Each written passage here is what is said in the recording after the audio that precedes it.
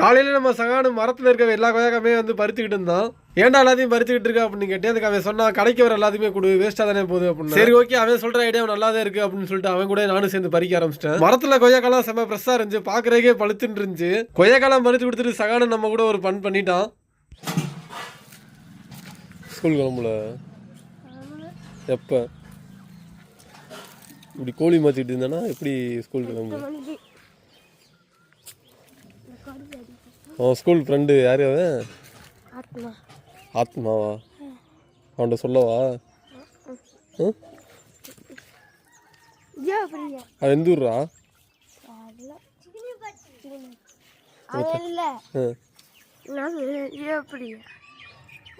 நல்லா தூக்க மூஞ்சியா இருக்கு.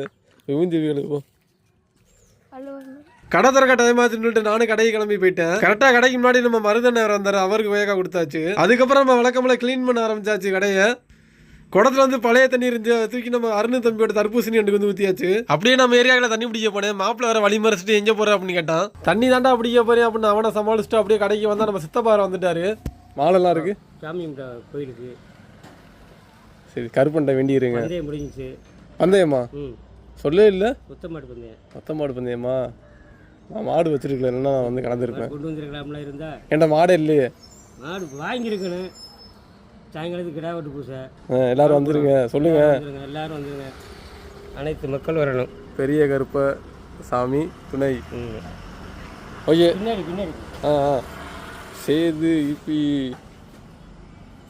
Okay okay super. ஸ்பார்ட்டனா வேற லெவல். அப்படியே உங்கள் சூப்பர் பைக் எடுத்துகிட்டு போங்க. சந்தைப்பட்ட டீமோட வர்றோம் போங்க. அதுக்கப்புறம் 2 சின்ன பசங்க வந்தாங்க, அவங்களுக்கு கொய்யாக்கா கொடுத்தாச்சு. அதுக்கப்புறம் முத்துப்பட்டியிலேருந்து பசங்க வந்து மேட் ஓட்டிட்டு போனாங்க. அதுக்கப்புறம் நம்ம தம்பி ஒருத்தன் வந்து மேட் ஓட்டிட்டு போனான். அதுக்கப்புறம் நம்ம ஊருக்குள்ள ஒரு வேலையா பண்ணி ரக்ஷன் வேற மாட்டிக்கிட்டான். Lunch bag. Okay bye. Okay bye. ஸ்டீதி அடிப்போமாடா? ஏன்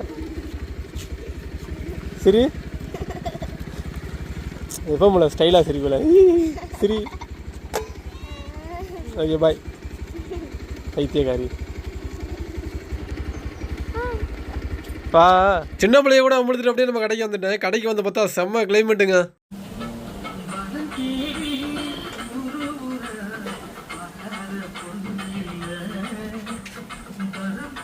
அதுக்கப்புறம் அளவாக்கட்டையிலேருந்து ஒரு ப்ரோ வந்து மேட் ஓட்டிட்டு போனாரு.